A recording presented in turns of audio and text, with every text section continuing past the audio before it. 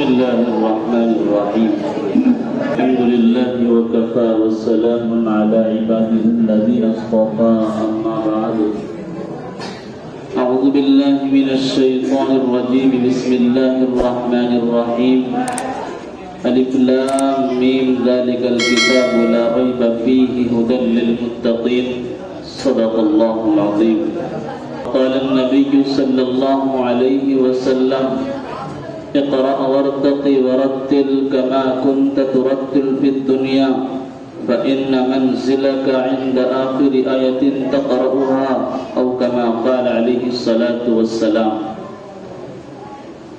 عزیزان محترم، بزرگ اور دوست اور پیارے بچوں، بہت مختصر بات ہوگی، انشاءاللہ 15 منٹ کے اندر اندر بات ختم کر دی جائے گی.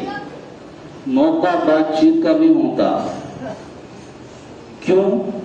اس لیے کہ ایک طرف شیرنی کا شور اور ایک طرف دین کی بات ہو، بڑا مشکل کام ہے سننا اور سنانا.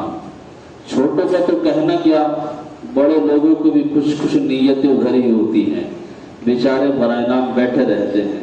بہرحال قرآن کریم کا جو اس وقت مکمل، جسے ہم کہتے ہیں کہ قرآن کریم مکمل ہو گیا، صرف قرآن کریم مکمل ہوا ہے، تراویح مکمل نہیں ہوئی. بہت سے لوگ اس غلط فہمی میں رہتے ہیں. میں اپنے ہاں بارہا اس بات کو بیان کرتا رہتا ہوں کہ قرآن کریم مکمل ہوتا ہے، تراویح مکمل نہیں ہوتی. تراویح جاری رہتی ہے جب تک عید الفطر کا چاند نظر نہ آ جائے. بہت سے لوگ قرآن کریم سنتے ہیں اور صرف مکمل کرنے کے بعد تراویح پڑھنے نہیں آتے. تو یاد رکھیے گا، ابھی صرف آپ نے ایک سنت ادا کی ہے، دوسری سنت ابھی باقی ہے. دو سنتیں مکمل طریقے سے الگ الگ ہوتی ہے. نمبر 1 قرآن کریم کا مکمل تراویح میں سننا، اور دوسری چیز ہے تراویح کا مکمل پڑھنا. اور بہت سے بیچارے وہ ہوتے ہیں جن کا قرآن کریم بھی مکمل نہیں ہوتا، پڑھتے پوری تراویح ہیں، سب کو دیکھتا ہے کہ ہاں یہ روزانہ تراویح میں آ رہا، لیکن اس کا قرآن ناقص رہتا ہے، مکمل نہیں ہوتا. مثال کے طور پر آپ یوں سمجھے، امام صاحب نیت باندھ کر کے کھڑے ہو گئے، امام صاحب نے قرات شروع کر دی، اور کچھ لوگ بیچارے بیٹھ کر کے باتیں کرتے ہیں یا کمر سیدھی کرتے ہیں اور یوں کہتے ہیں کہ جب امام صاحب رکوع میں جائیں گے تو ہم بھی نیت باندھ کر کے شریک ہو جائیں گے. جتنا قرآن کریم ان کا چھٹا ہے، بیٹھ کر کے سنا ہے، باتیں کرتے وقت سنا ہے، سمجھیے گا اس قرآن کریم کو یوں نہیں کہا جا سکتا کہ اس نے تراویح میں مکمل قرآن سنا ہے، بلکہ اس کا قرآن ناقص رہ گیا، ادھورا رہ گیا. اس طرح بھی بہت سے لوگ کرتے ہیں. اس طرح بھی نہیں کرنا چاہیے. شروع سے لے کر اخیر تک امام صاحب کے ساتھ نیت باندھ کر کے قرآن کریم سننا چاہیے. ختم قرآن کا موقع ہے، بڑی خوشی اور مسرت آمیز لمحات کا یہ موقع ہوتا ہے. ہم سمجھے یا نہ سمجھے، دنیا کے اندر انسان بڑے قمقمے لگاتا ہے، بڑی بڑی پارٹیاں سجاتا ہے، بڑے بڑے ڈشوں کے انسان کے سامنے ٹیبل لگتے ہیں، لیکن قسم خدا کی اس سے کہیں کئی گنا درجے زیادہ اس محفل کا درجہ ہوتا ہے کہ جس وقت یہ قرآن کریم مکمل ہو رہا ہے. اس کی اہمیت اور عظمت کو اگر ہم سمجھیں تو یاد رکھیے گا، کبھی بھی ہم قرآن کی برکت سے محروم نہیں ہو سکتے. قرآن کریم کا صرف اور صرف پڑھنا ہی ثواب نہیں ہے، قرآن کریم کا دیکھنا بھی ثواب ہے، قرآن کریم کا سننا بھی ثواب ہے، حتیٰ کہ قرآن سے محبت کرنا بھی ثواب ہے. اور علماء نے بات آگے بڑھا چڑھا کر کے لکھی کہ قرآن کریم جو پڑھتا اور پڑھاتا ہے اگر اس سے بھی محبت کر لی جائے تب بھی ثواب سے خالی نہیں ہے۔ اور کیا لو، قرآن کریم جس مسجد کے اندر پڑھا جا رہا ہے کوئی دیوار سے لگ کر کے سن لے اس پر بھی اللہ ثواب عطا فرماتا ہے۔ کفار قریش جو اس وقت نبی کے جانی دشمن ہوتے تھے، نبی صلی اللہ علیہ وسلم کو جن سے خطرات لاحق ہوتے تھے، ایک دوسرے کے درمیان دشمنی رہتی تھی، کتابوں کے اندر آتا ہے وہ لوگ بھی قرآن کریم چھپ چھپ کر کے نبی کی زبان سے سنتے تھے۔ کیوں؟ قرآن کریم ہے ہی ایسی کتاب کہ جس کا سننا ہو یا پڑھنا ہو ہر ایک اعتبار سے اللہ اس کے اندر مزے عطا فرماتا ہے، دنیاوی اعتبار سے بھی اخروی اعتبار سے بھی۔ دنیاوی اعتبار سے آپ شوق سے پڑھ کے دیکھیے، شوق سے پڑھ کے دیکھیے، محبت اور لگن سے پڑھ کے دیکھیے، آپ کو اندازہ ہوگا کہ واقعی قرآن کریم کے پڑھنے میں بہت مزہ ہے۔ اگر ہم سرسری نظر سے پڑھیں گے تو اس کا ہمیں کوئی فائدہ نظر نہیں آئے گا۔ ایک عاصم نامی شخص گزرے ہیں، میں نے پہلے کچھ دیر بھی بتایا، صرف اس لیے بتا رہا ہوں کہ آپ کو شوق اور لگن کی بات سمجھ میں آئے۔ جب وہ قرآن کریم بڑے شوق سے پڑھتے تھے، نبی کو اتنی محبت ہوئی ان سے، خواب کے اندر تشریف لائے، قریب کیا، عاصم اپنا منہ قریب کیجئے، اپنے ہونٹوں کو ان کے ہونٹوں پر رکھ دیا، جب تک زندگی بھر دنیا میں رہے ان کے منہ سے خوشبو آتی رہی۔ وجہ کیا پوچھی؟ کہ صرف اس وجہ سے آپ کے لبوں پر لب رکھ رہا ہوں کہ آپ کا قرآن پڑھنا مجھے بڑا پسند آتا ہے۔ ہم اس کی اہمیت کو سمجھتے ہی نہیں، ہم جس کی اہمیت اس وقت سمجھ رہے ہیں ہم اسے بھی منع نہیں کرتے۔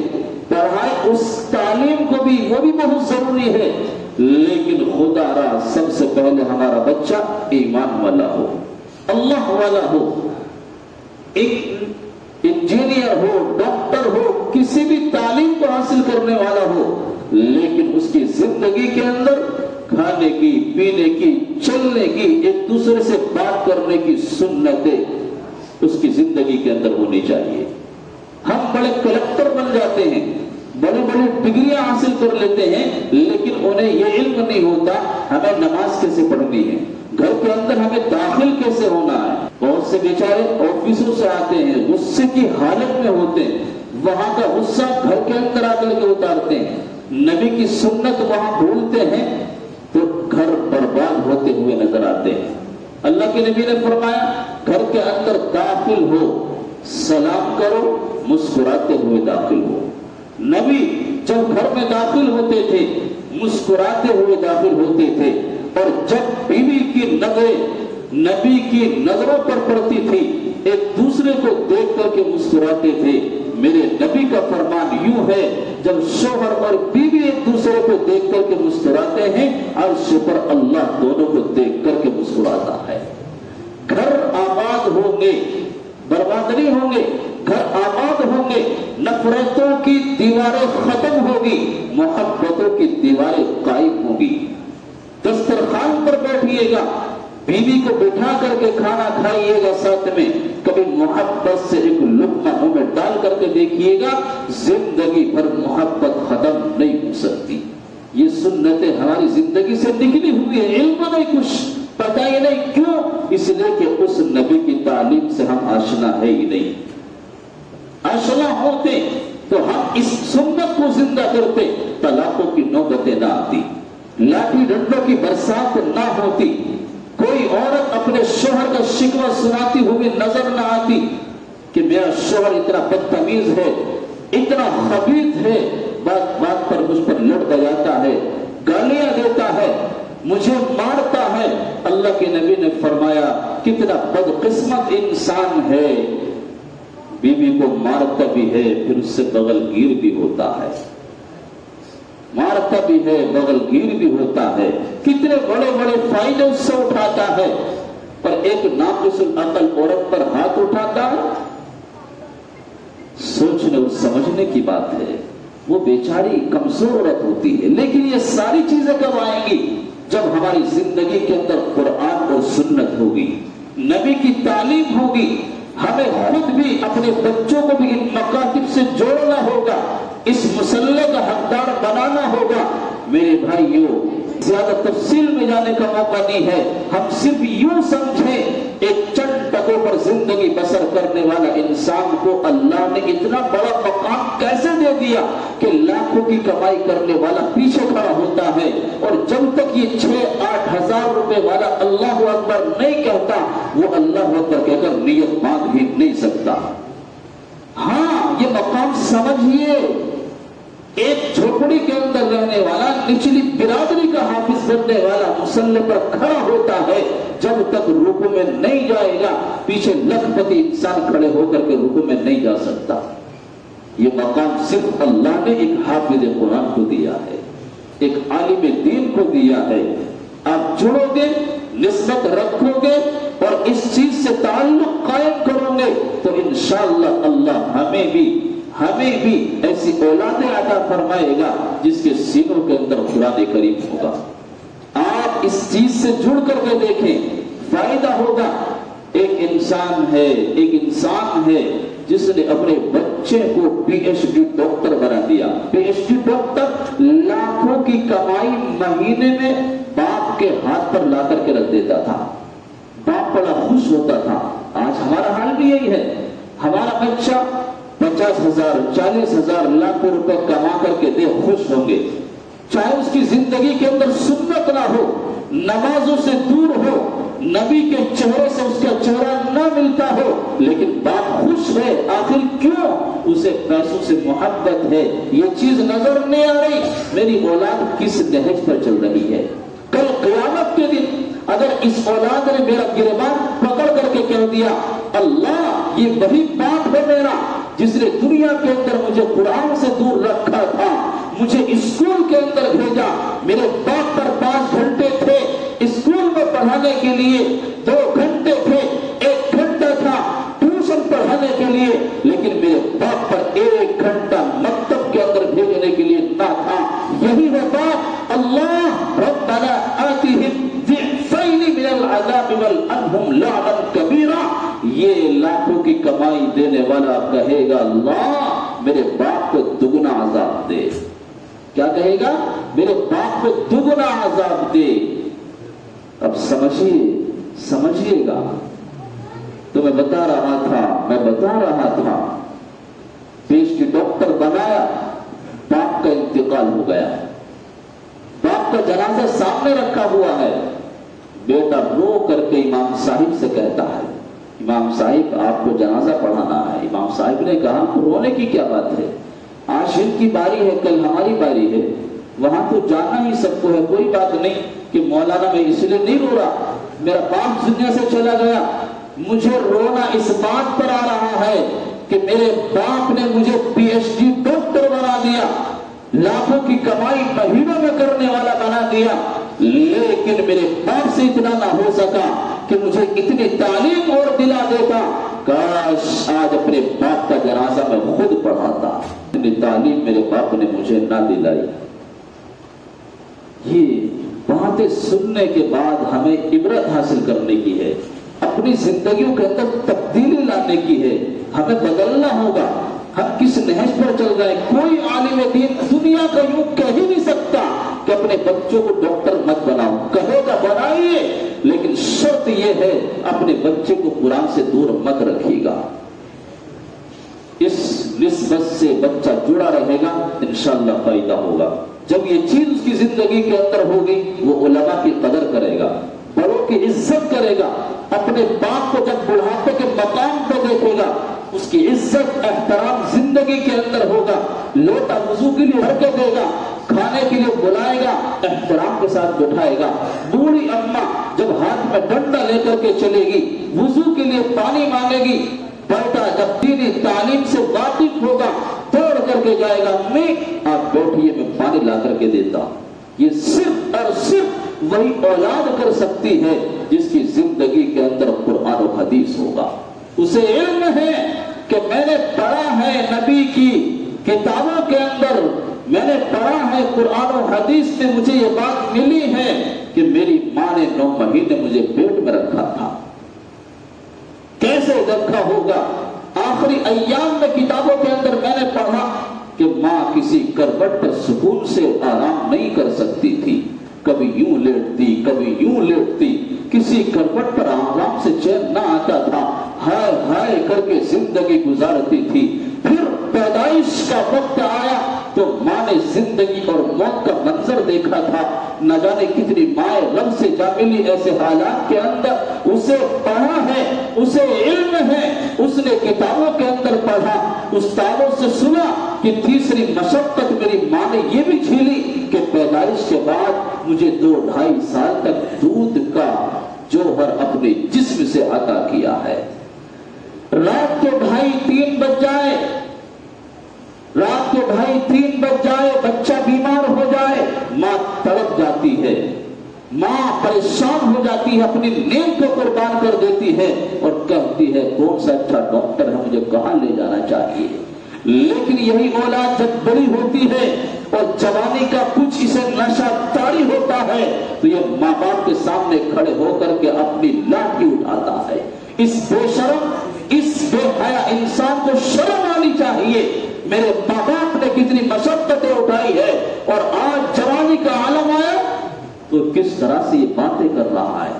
انسان ذرا یاد تو کر اپنے بچپن کا جوان, کس طرح سے ماں نے تجھے چلانا سکھایا تھا. ماں بہلاتی تھی, باپ بہلاتا تھا, 2 ہاتھ پکڑ کر کے تجھے بلاتے تھے, تو گرنے کے قریب ہوتا تھا تجھے بھاگ کر کے سنبھالتی تھی میرا بچہ کہیں گر نہ جائے. آج جب بوڑھی ماں ہو گئی, جب بوڑھا باپ ہو گیا, یہ خود اولاد کا سہارا نہیں بلکہ اولاد ماں باپ کا سہارا بنتی ہے. اس وقت میں جا کر کے اولاد ماں باپ کو بھول جاتی ہے. ایک بار ماں کہتی ہے بیٹا فلاں چیز کیا ہے, بتاتا ہے, دوسری مرتبہ بتاتا, تیسری بار دھمکانا شروع کر دیتا ہے. بڑھیا ٹے ٹے کرتی رہتی ہے, بڈھے خاصتا ہی رہتا ہے, کبھی سکون سے نہیں لیٹتا. اس بیوقوف کو یہ سمجھ نہیں آتی کاش میرا ایک زمانہ تھا بچپن کا, میں نے ممی سے بار بار کہا تھا, ایک چیز مانگی تھی, ماں کی سمجھ میں نہ آ رہی تھی, ماں نے پھر بھی کسی نہ کسی طرح سے سمجھا اور وہ اپنے پستان کو میرے منہ میں داخل کر دیتی تھی. ہو سکتا ہے میرا بچہ دودھ مانگ رہا ہو. تو موتتا تھا, پیشاب کی دھاریں ماں کے چہرے پر لگتی تھی. کبھی ماں نے بچے کو دھمکایا نہیں, ڈرایا نہیں, مارا نہیں, اسے برداشت کر لیا. آج یہ اولادیں کہاں پہنچ گئی؟ آخر وجہ یہی ہے ہم نے اپنے بچوں کو جب قرآن و حدیث سے دور کیا ہے تو یہ ماں باپ کا احترام بھی نہیں کر سکتے. اس لیے میرے بھائیوں ہمیں اس سے رشتہ جوڑنا ہوگا, تعلق جوڑنا ہوگا, ہمیں اس چیز کو اپنی زندگی کے اندر لانا ہوگا. اور جب لائیں گے تو ہم ایک دوسرے کے احترام کو سمجھیں گے, ایک دوسرے کے مقام کو سمجھیں گے, علماء کی عزت کریں گے. آج جگہ جگہ سے کتنی شکایتیں آتی ہیں, فلاں مسجد کے اندر یوں ہو گیا, فلاں مسجد کے اندر امام کو یہ کہہ دیا, فلاں عالم کو گالی دے دی, فلاں عالم چندہ کرنے کے لیے گیا, اس سے بحث کرنا شروع کر دی کہ یہ پیسہ کہاں جا رہا, کیسے کھا رہے ہیں, کیوں ہو رہا. آخر کیوں؟ وہی انسان کرے گا جس کی زندگی کے اندر دین نہیں ہوگا. بھلے سے ہی چہرے پر داڑھی ہو, بھلے ہی کرتا پاجامہ نبی والا ہو, حقیقت میں اس کے پاس زندگی کے اندر دین نہیں ہے. ہاں ہم نے دیکھے ہیں وہ داڑھی والے, ہم نے دیکھے ہیں وہ ملا قسم کے لوگ, اپنی نظروں سے دیکھا ہے, دوسرے سے نہیں, جو مدرسے والوں کو گالیاں دیتا ہے. کیسا حاجی نمازی, کیسا نماز پڑھنے والا انسان ہو کہ جس کی زندگی کے اندر علماء کا احترام نہ ہو اور پیچھے کھڑے ہو کر کے نمازیں پڑھتا رہے, کیسے اس کی نمازیں قبول ہوگی؟ ہماری سمجھ سے بالکل باہر ہے. ہاں سمجھنا چاہیے, سمجھنا چاہیے. ایک حدیث پڑھی ہے, من عاد لی ولیا فقد آذنت بالحرب. حدیث کی روشنی میں بات کر رہا ہوں. دنیا کے کسی عالم سے جا کر کے پوچھنا, چاہے جلال آباد کا ہو یا دیوبند کا ہو, اور یہ کہنا ابن حسن نے یہ کہا تھا کہ جو اللہ کے کسی نیک انسان کو تکلیف پہنچاتا ہے اللہ اس کے ساتھ جنگ کا اعلان کرتا ہے. تم ستاؤ گے دینداروں کو, یہ صبر کریں گے, تم گالیاں دو گے انہیں, تم گالی یعنی غیبت چغل خوری کرو گے, یہ صبر کر کے اپنی زندگی گزارتے رہتے ہیں, لیکن ان کی جانب سے بدلہ اللہ لے لیا کرتا ہے. اس لیے میرے بھائیوں ختم قرآن کا موقع ہے، اللہ تعالیٰ کہنے سننے سے زیادہ ہمیں قرآن و حدیث پر عمل کرنے کی توفیق عطا فرمائے۔ بار بار ہمیں یہ موقع میسر آئے، آنے والے سال نہ جانے کتنے لوگ اللہ کو پیارے ہوں گے، کتنے دنیا میں رہیں گے، بس اللہ سے دعا ہے اللہ ایمان پر خاتمہ نصیب فرمائے۔ وآخر دعوانا ان الحمد للہ رب العالمین۔